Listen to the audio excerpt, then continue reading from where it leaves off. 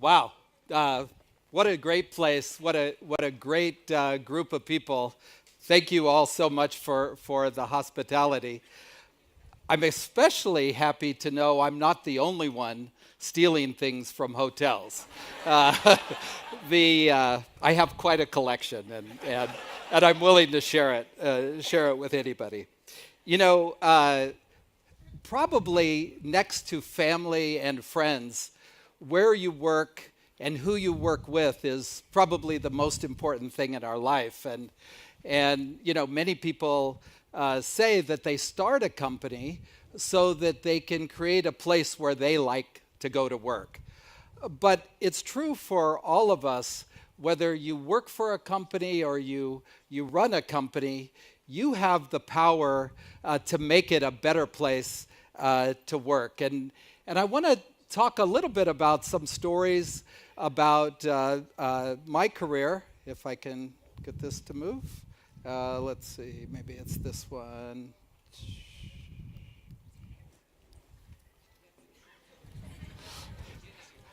I could just talk too, so. the, I'll turn it on. It's a secret. But It's like a television, you here, know? here, let's try Okay. Okay. Thank you. Thank you. You know, that's of course a problem, you know, if you're trying to watch Netflix, is you do have to turn it on. Uh, that's what our kids are for, you know. They will turn it on for us.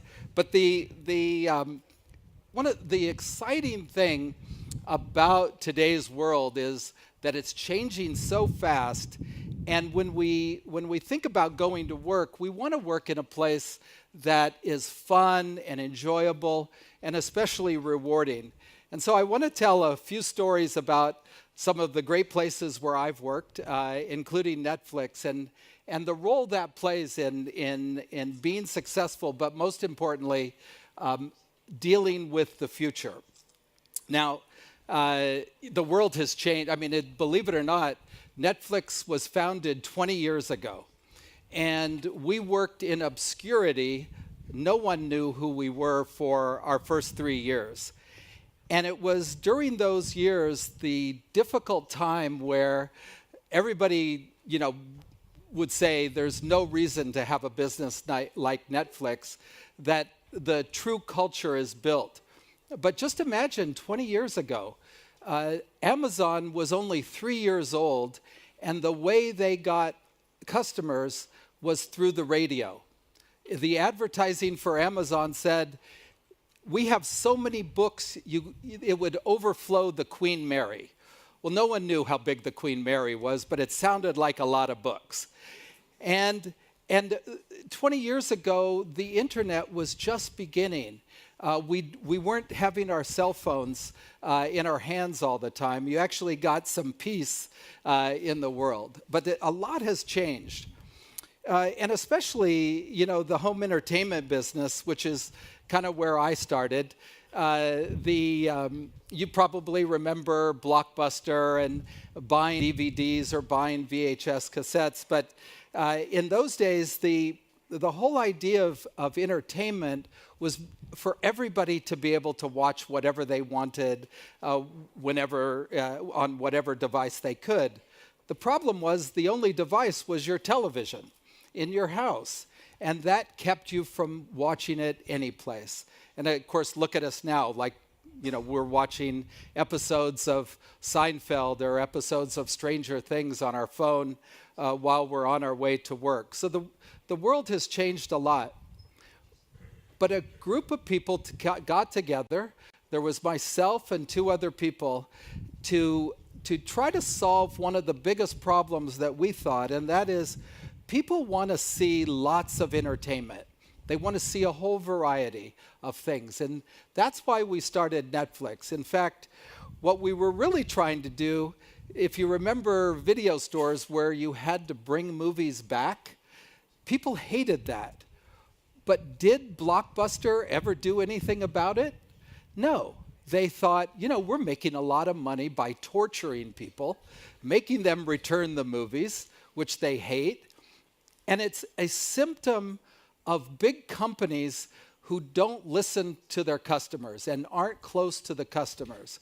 This is the only reason why startups succeed, is that the big incumbent player misses what the customers really want.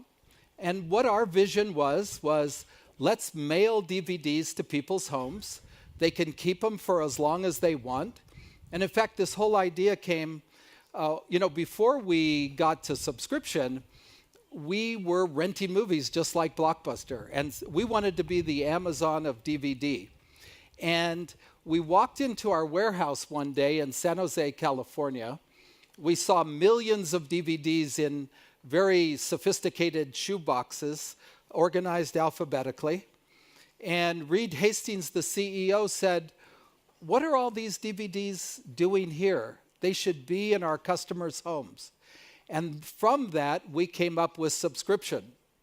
But I remember the next day, we were so excited. Everybody went home to tell our wives and our children, and they said, "Are you kidding?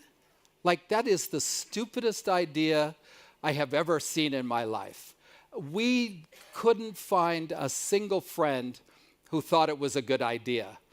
The only way we survived is this was the dot-com boom period in 98 and 99.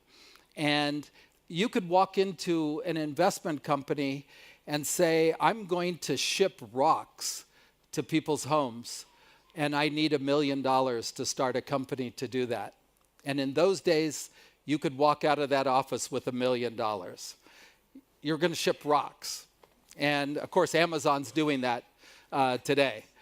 So no one believed, and that when you have, it's almost like you build culture for your company when no one believes you can do it. And in fact, that is the time that you pull together and you understand just how important teamwork is.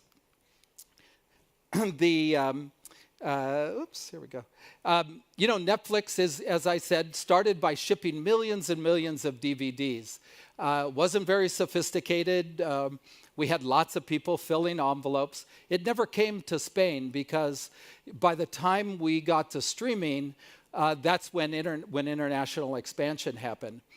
But believe it or not, today, still today, there is $800 million. Netflix is still bringing in $800 million shipping DVDs to people's homes, and it's still quite a business. One of the things, and this shows you how staying close to your customer is incredibly important, and building a culture that continues to connect to your customer is so important. We were trying to be the Amazon of DVD.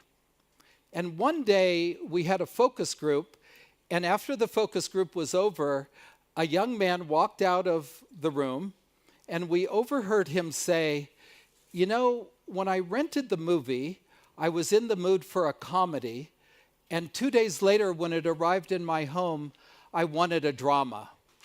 That one thing that young man said drove the entire future of Netflix. We learned at that time that getting the movie fast, from the time you're thinking about it to the time you can watch it, was the most important thing. And in fact, what's faster than streaming? Streaming is the ultimate culmination of that. I wish I knew who that young man was, because he was the true kind of guiding light for the company. And it showed me how no matter what you do in a company, you have to figure out how to listen to what customers want, and especially your younger customers.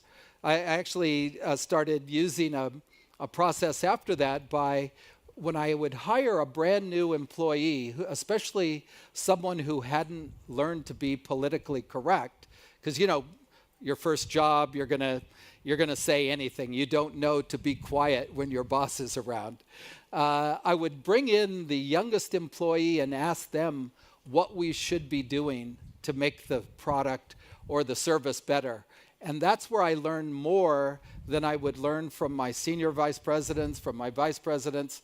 It's that young employee who's willing to tell you anything. And so we discovered speed was important, but at the time, we didn't know exactly how to do that. Remember, in 1998, there was no such thing as streaming. There was no such thing as downloading.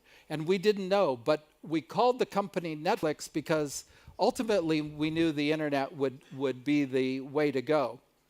But when we overheard this young man say, I need the movie quick from the time I decide, we came up with 3 clever ways to address it. One of them was a kiosk. We were going to put kiosks inside grocery stores so that you could get your movies when you go to the grocery store.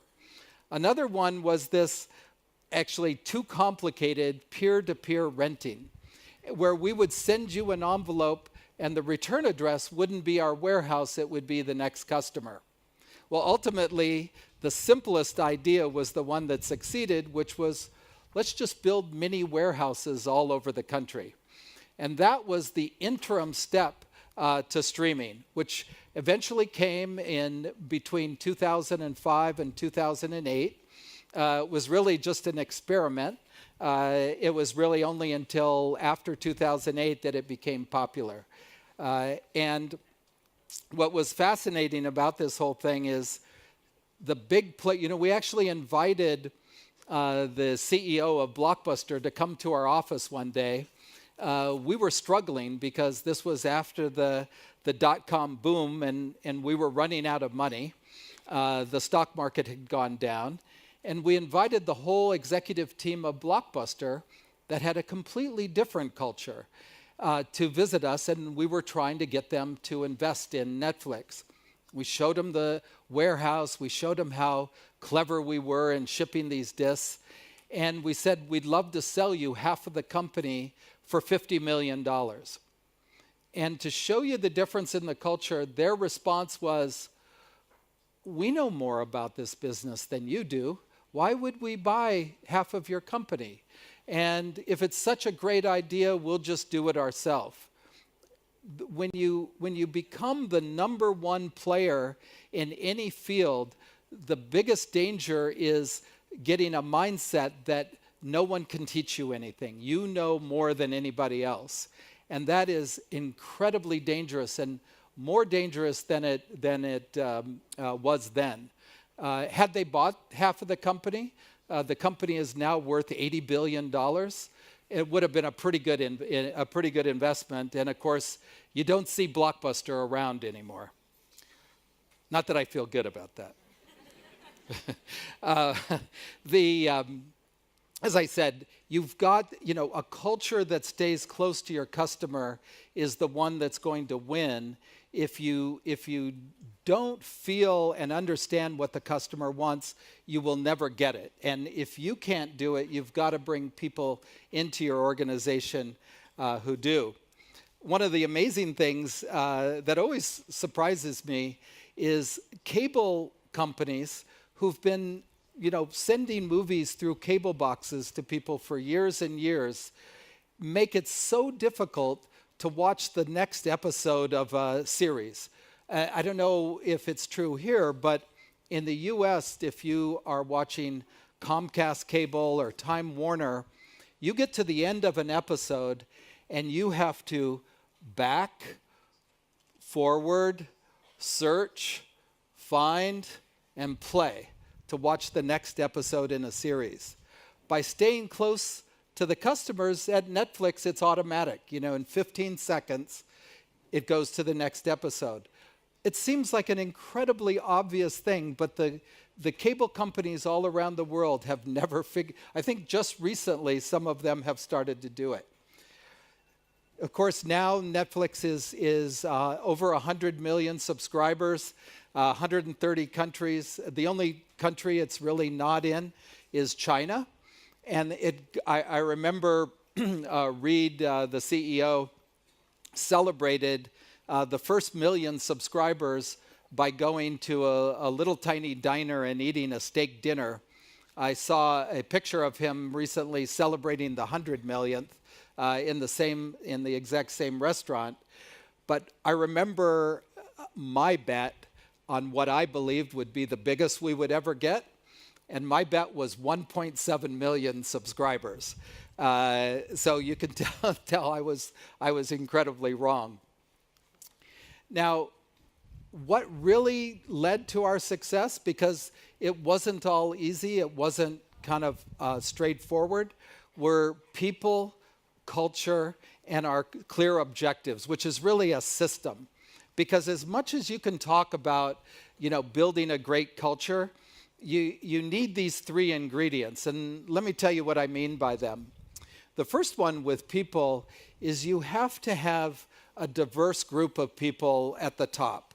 I see all the issues with sex scandals in Hollywood these days, with the Weinstein Group, and even Kevin Spacey at some of the product that Netflix releases.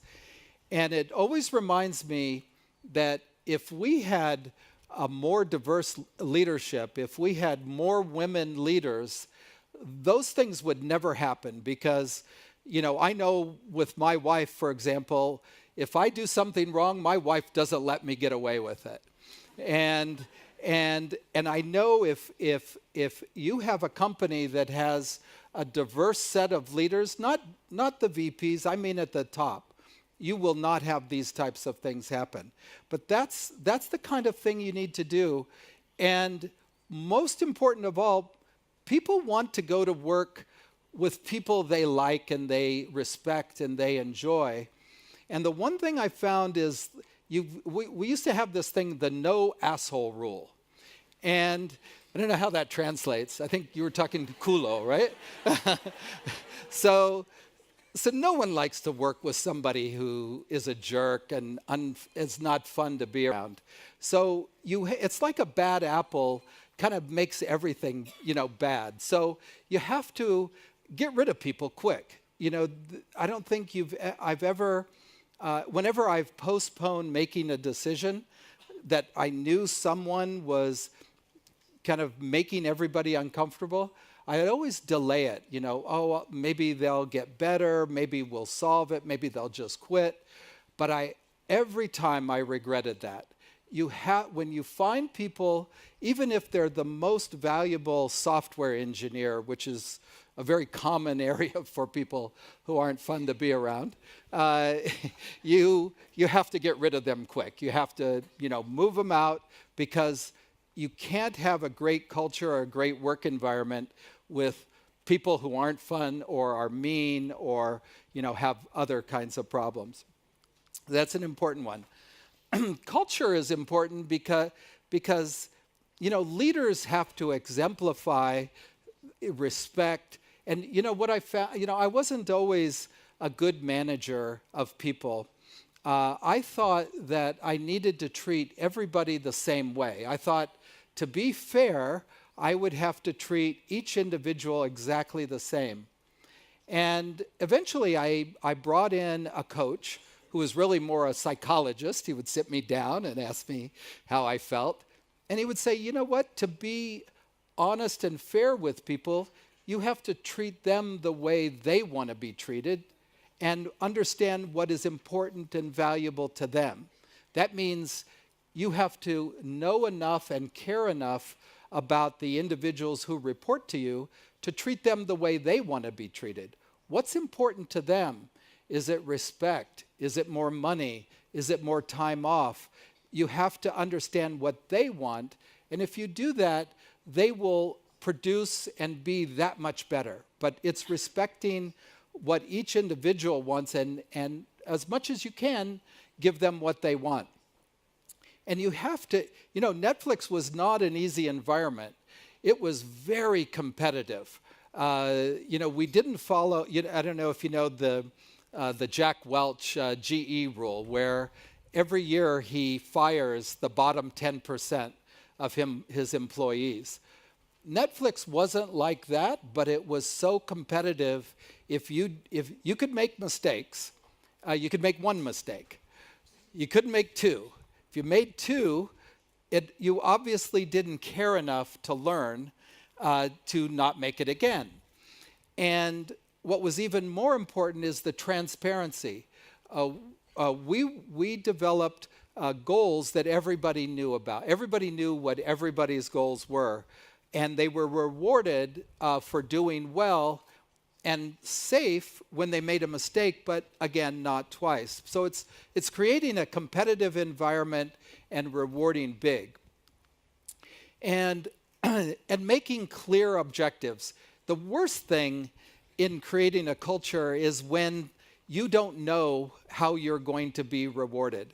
Jeff Bezos from Amazon says that communication is a failure of everybody knowing what they should do. If you have to, I don't know, how many people love having lots and lots of meetings? Like, is anybody going to raise their hand? Does everybody love meetings? No. You have meetings because many times people don't know what's expected of them. And if you have a culture that lays out exactly what you're responsible for and what your authority is, you don't need as many meetings because everybody knows what they're supposed to do. Everybody has a clear understanding, and it's not subjective. You cannot have an organization where people get rewarded because they're nice or you like them or they are like you. A lot of people say that the U.S. wouldn't have gone to war in Iraq had George Bush had more diverse people within his leadership. They were all former Yale graduates and not a diverse group of people. So you have to have this transparency, this way to measure performance that is clear and not subjective to people's own beliefs. Oops. Another company which really surprised, so I left Netflix and got recruited by McDonald's. Of all places, I generally eat well. I never would have eaten at McDonald's. They called me the McDonald's avoider, and then put my cube right next to the test kitchen, which, by the way, what they make in the test kitchen is never in the restaurant. It's a lot better. But McDonald's was a company that you would think wouldn't be the best culture in dealing with change and adversity. But in 2002, McDonald's had a very challenging time. They found that their sales were dropping, and they were looking for all kinds of ways to reverse that. I don't know if you know, but McDonald's bought Chipotle restaurants back in those days and really started building it. And they had this other idea, and this is why they recruited me, to rent movies in front of a McDonald's restaurant. The idea is back to the Blockbuster model, you had to return the DVD, you would smell the burgers and fries, and it would create an incremental transaction. And it actually worked. There's still 3,000 DVD vending machines at McDonald's in the US of the 13,000. But what McDonald's couldn't figure out is why suddenly their business started declining. And besides investing in Chipotle and putting in DVD machines, they did all kinds of other things. They did what they called the Healthy Choices menu. I don't know if it got to Spain, but the idea was apple walnut salads and other types of healthy food. Of course, no one bought them. The burgers smelled too good and the fries were good. So they struggled trying to figure it out. But meanwhile, we started this business called Redbox, and I tried to bring the same kind of culture that I learned at Netflix over to Redbox. And it was funny because we were within this bigger organization of McDonald's. One of the things I learned at the time, which has been a huge benefit, is using the Net Promoter Score. And I'm sure you've seen this survey where they ask you on a scale of 0 to 10, how likely would you recommend my product to a friend? And that's very common. But what I found is asking a second question is actually the most important. And you can use this in measuring, your product, the loyalty of your product. You can even use it internally for management skills of your team. But at Redbox, I asked the question of what's the most important thing we can do to improve our product? And there was really 3 answers. People said, more copies of the hit movies, I'm tired of getting a scratched DVD, or make the lines faster at the kiosk. And by segmenting the answers and attacking the one that the passively satisfied people, you could say, I'm going to try to improve the results of the people who don't like my service, what we call the detractors. And you can see the thing that they really wanted was to have less scratch discs. Or I could go after the ones who loved the business, try to make it better. They wanted more copies. But the people who rated us 7 and 8, who were in this passively satisfied group, they wanted faster lines. And so by approaching and fixing that problem and establishing that as goals for much of my team, we actually drove the business dramatically up. But in order to solve that, we had to come up with some clever ideas. This kind of reminds me of what we were doing at Netflix when we heard that young man say faster. In this scenario, we tried everything from speeding up the robotics in the machine. We tried to see if we could hire dwarfs to go in. I'm kidding. In the machines, but by attacking the problem that the people who almost loved us but didn't quite, that was what accelerated our business. Not trying to go after the people who already love us or who don't like us at all. And as a result, the business grew like crazy. We ended up opening 1 kiosk every hour, 24 hours a day, 7 days a week for 3 years in a row. And we grew that business from a couple $1 million to $1.5 billion in revenue over an 8-year period. And it's in periods like that that culture becomes incredibly important. Especially if you're in a high growth company, the hardest thing is maintaining that culture while you're adding people, because how do you know they're going to be the same quality of the people you hired? And I was talking about this earlier today. We tested all kinds of hiring systems, and there's lots of very interesting ones. We used one which was everybody has to love this new employee model, and I'll tell you about it some other time. But there's lots of ways to get into problems when you're hiring lots of people, just as much as when you're small and you can deal with people one at a time. Believe it or not, Redbox still does $2 billion in revenue. You would think DVD is dead, right? DVD is still a big business in the US. They still do $2 billion a year. So by the way, the McDonald's problem. So remember, they had gone down in business, and what they finally discovered what the problem was, and this took 2 years to figure out, is through the whole history of McDonald's, the Happy Meal, bringing in mothers of young children, was how they built their business. Well, in the 90s, they started getting young adult males, college kids who wanted a good meal for $5. And what do young adult males do when they go into the bathroom? It's not very clean after they leave. And the mothers of young children got tired of bringing their children to a restaurant with dirty bathrooms. So it turned out, after buying Chipotle, investing in Redbox, all these other the Healthy Choices menu, turned out the only thing they needed to do was clean the bathrooms. They started cleaning the bathrooms, and the business came back Their stock went from $14 to $90.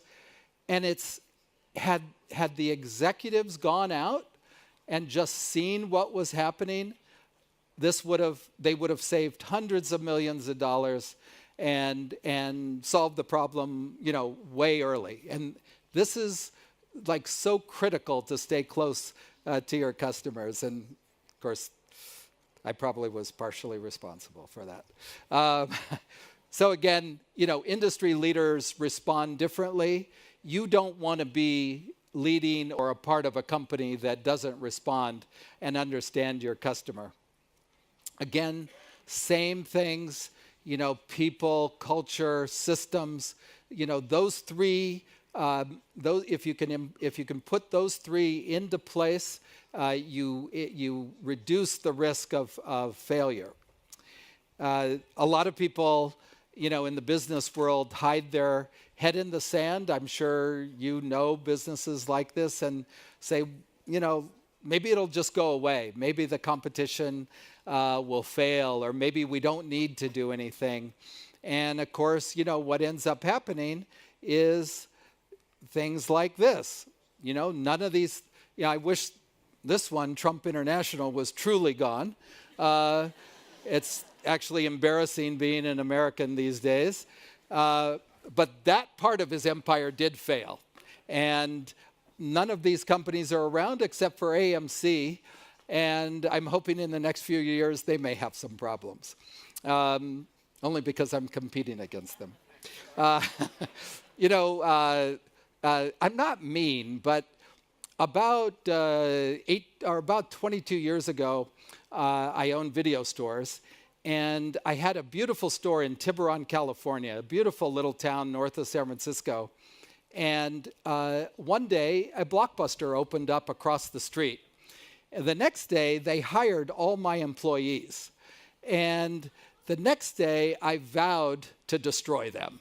And I ended up putting them in a pincer movement with Redbox on one side and Netflix on the other. And I think my last month as president of Redbox, I bought all the assets of Blockbuster, and I put them in a giant warehouse in Cincinnati. And they're still there. But, it's not nice to do that. But yeah, they were mean to me, so. But you don't want to be one of these companies. And especially today, this is an interesting chart.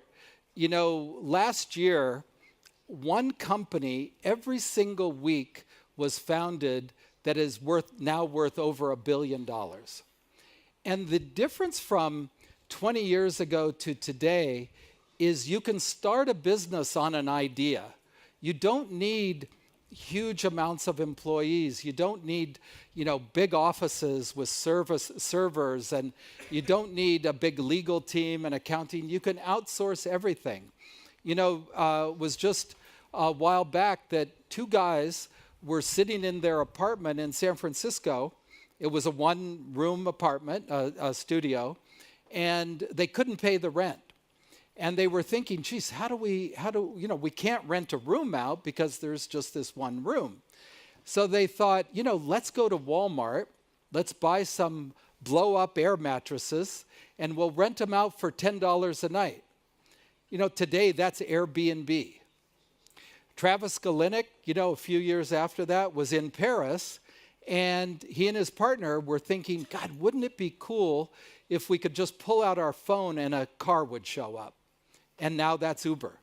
And you look at these companies, and it's just every single one of these is just based on an idea, and an idea that should have been developed by the leaders in the industry. Blockbuster should have developed Netflix. AMC should have developed MoviePass, the company I have now. Hertz should have come up with Uber. All these ideas are because those companies spent more time protecting their business than reaching out to the customer and seeing what they wanted.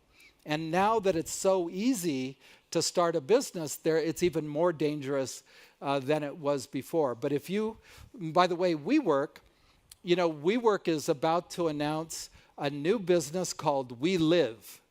and you'll start to see them all over the world. If you go into a WeWork, you see this incredible kind of environment, this culture where everybody's, young and exploring business and having a good time. So now they're going to open these where everybody's living there as well. And so these ideas are just coming up like crazy and changing the whole world.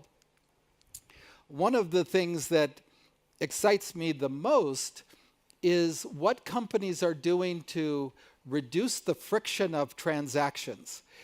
By every time, it's pretty logical. If you buy something on the internet, every time the internet asks you for information, people drop out. Well, the same thing is true at retail. When you walk into a store, every time you have to do something prior to buying, either finding the product, picking the product, walking to the cash register, paying for it, all of those reduce purchases. But it's also true for every business. Every single transaction that you are involved in creates dropout and creates fewer transactions and a less satisfactory experience. Amazon has these new stores where you walk into the store, you pick things off the shelf, put them in a basket, you walk out, you put them in a bag, and you walk out, and you never talk to anybody you talk to is just giving you information. And you've probably seen this in hotels.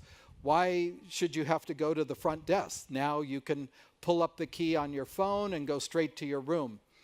In your business, anytime you can reduce the friction of a transaction, you are improving your business. And these ideas come from your employees who are close to the customer.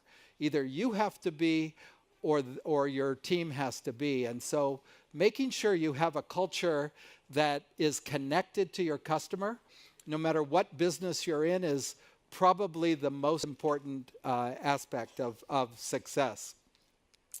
And so in any of these things, the worst thing is just saying, I can't decide yet, I've got to go slow. You have to be brave and you have to move forward and make decisions. And especially in regards to your culture, don't be afraid if you're part of a larger organization to make it better, to work hard to make it the kind of place where you want to go to work. Get rid of the assholes and make it a fun place to be. And I'd be happy to answer questions, or no, or are we moving on? Yeah? Okay. First. Okay. Thank you. Thank you. Let's move there. Thank you.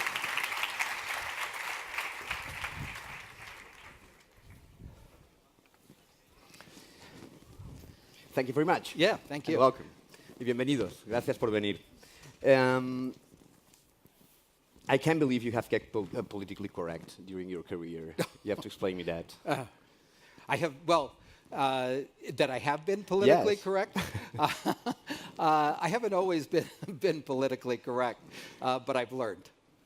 That was a politically correct answer. Okay. See, I've learned. I had a good coach. We're talking today about Make films. Sorry. creating winning cultures. We had like a very interesting chat while having lunch today, and at some point you mentioned a triple orientation policy: customers, investors, and employees. Yeah. But what goes first? Yeah. It's a really it's a question that companies actually don't answer often. If you have these three constituencies of employees, customers, and investors, many people, if you have a decision like, my investors need more return on their money, and they are the most important, you might cut employee benefits, or you might raise the cost of the product. But the companies that succeed for the longest period of time are the companies like Starbucks, like Netflix, that say our employees are the most important.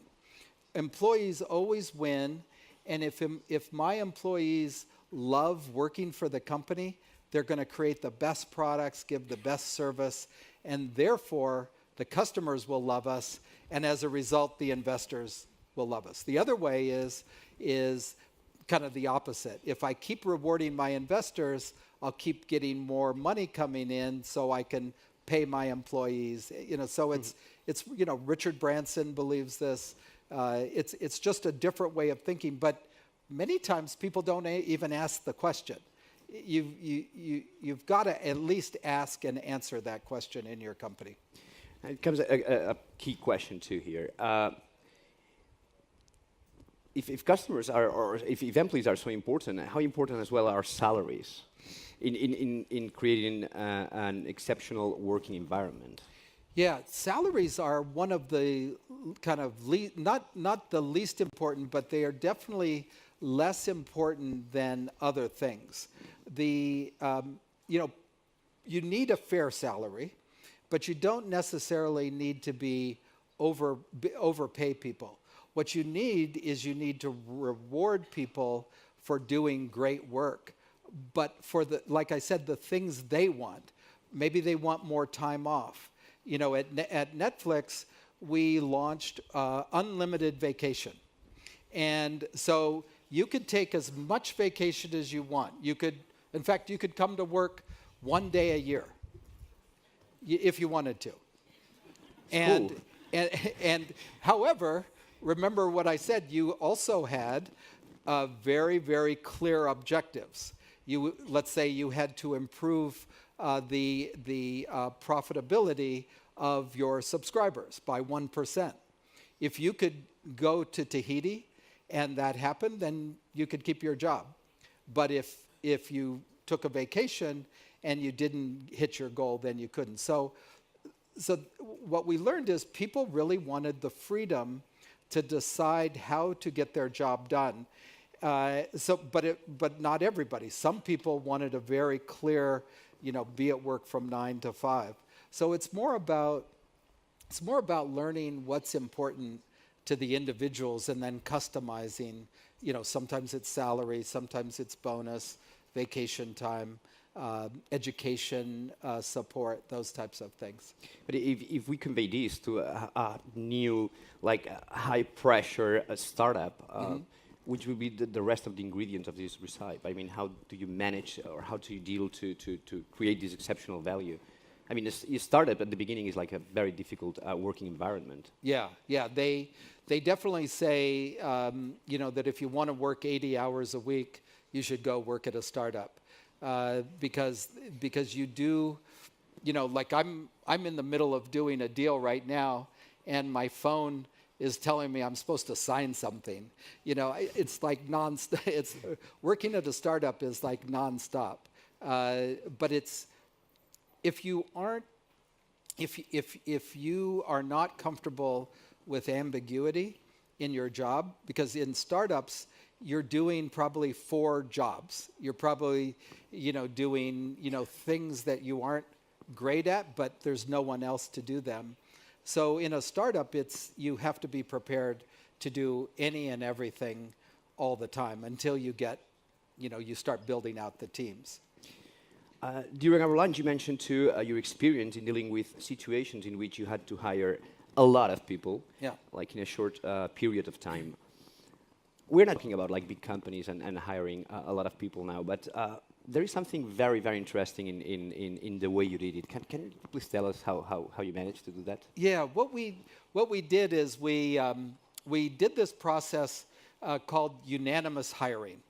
And what we found is when you're adding lots of people, your existing team starts to feel alienated towards all these new people. Whenever you have a new person come in, they don't feel comfortable. They feel new and like the new kid at school. And the existing employees, wonder who this is. So we instituted a thing where every new employee had to be interviewed by 12 people from from receptionist, warehouse, the head of marketing, operations, and so on. And everybody unanimously had to agree that this new candidate should be hired. Any one person could veto a hire. And what that did is it made everybody feel that they were responsible for maintaining the culture in the company. And at the same time, the new hires felt like, okay, I've been accepted. There's no question, that someone didn't accept me. Everybody has accepted me. So it really, the human resource teams hate those ideas, but it really does. Anybody in HR? And mostly because it feels like it will slow down the process, but it really does work. We'll try to implement it. I have some questions here. Okay. Thank you. Oh, yeah. Recordad que podéis hacer preguntas con las tarjetitas que os hemos dejado encima de las sillas, creo que están. Podéis enviar vuestras preguntas, creo que por aquí o por allí al fondo había alguna. ¿No? ¿Por ahí no? So in the meantime, we have a question from Carlos Puig. From Tenerife. No, it's not the guy from Tenerife. How do you assess, we're talking actually about that, how do you assess if a person actually fits into your company culture? Well, a lot of times, when you do these 12 interviews, someone will see something that the other people will not see. So the first thing that I do is I try to see if that individual treats other people with respect. And oftentimes, and I copied this from Warren Buffett, who is brilliant at this.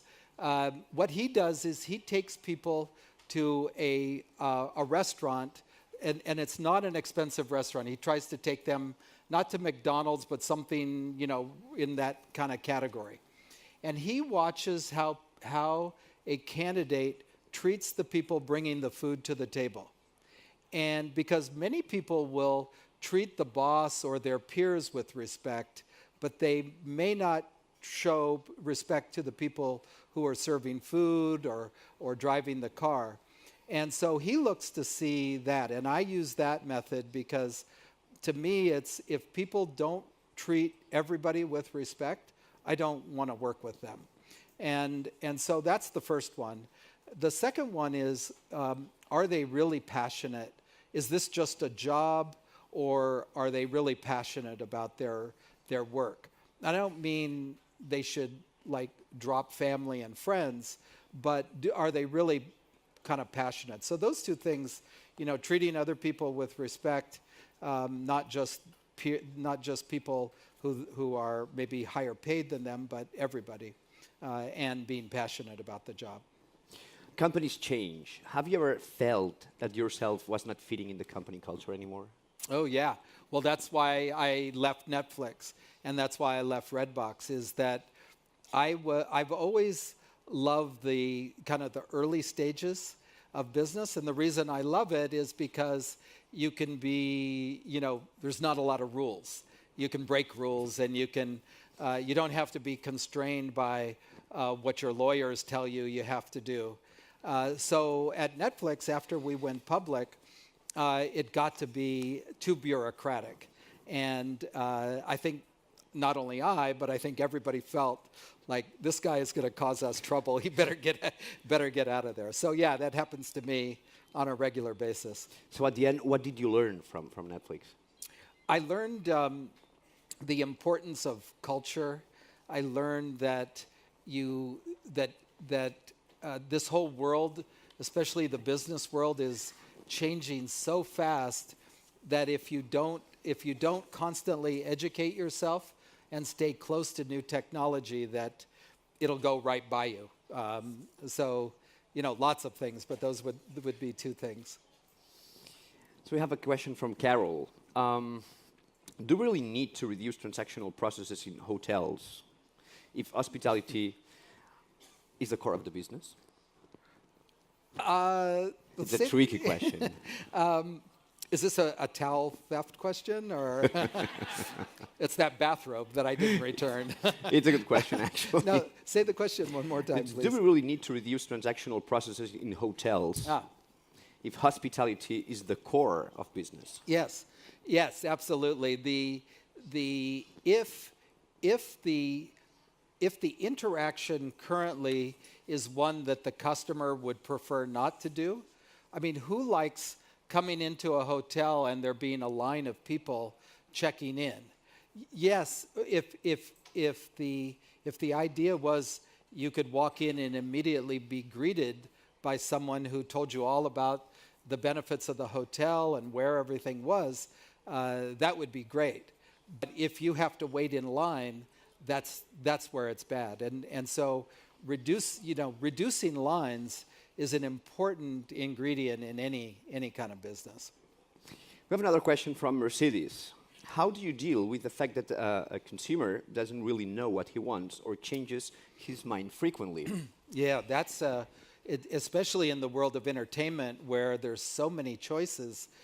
Actually, we found that when you go above 60 options as the maximum, you reduce consumption. And so, and 7 is really the magic number. The reason, there was a lot of science done in how many numbers can you conveniently remember in your head, and 7 is the kind of the norm. So anytime you go above 7 options, people kind of don't know what to do. At the same time, no one likes to be told what they want to like. And so it's a kind of a balance where you need kind of science to present people with things they're likely to enjoy and not overwhelm them.